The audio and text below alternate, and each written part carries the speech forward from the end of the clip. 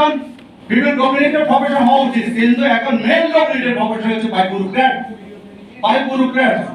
আমরা সুযোগ আসছে দেশে যে বৈষম্য দূর চাই।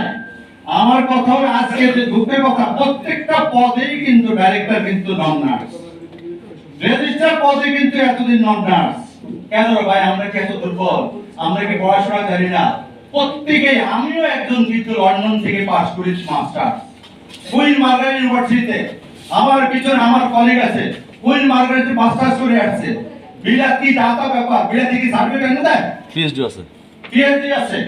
আমি আপনাদের জানতে হবে আমাদের শিক্ষা, আমাদের কোর্স করলে কোর্স কারিকুলাম জানতে হবে। আফটার হ্যাভিং 12 প্লাস আমরা ইন্টার পাস করার পর প্রতিযোগিতামূলক পরীক্ষা দিয়ে আমাদের নার্সরা করছিল। এখানে 2 নম্বরে কিছু নেই আমাদের। তারপর যারা বিএসসি করে তারা 4 বছর honours course plus 6 month internship.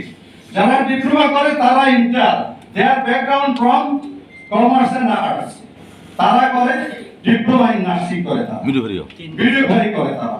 এখন আপনাদের প্রশ্ন, আমাদের তো লেখাপড়ার ঘাটতি নাই, এডুকেশনের ঘাটতি নাই, আমাদের কোর্স কারিকুলাম প্লিজ কাম, আমাদের গো থ্রু আওয়ার কারিকুলাম, আন্তর্জাতিক মানের কারিকুলাম। না এত কঠিন, এখানে বাংলা একটা শব্দ চলে না, এখানে বাংলা একটা শব্দ চলে না।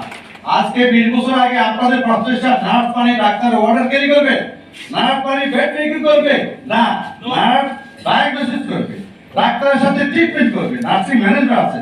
77 এর জবাব রইত বাগো, সেখানে জানেন এটা ছিল ডিজি হেলথ।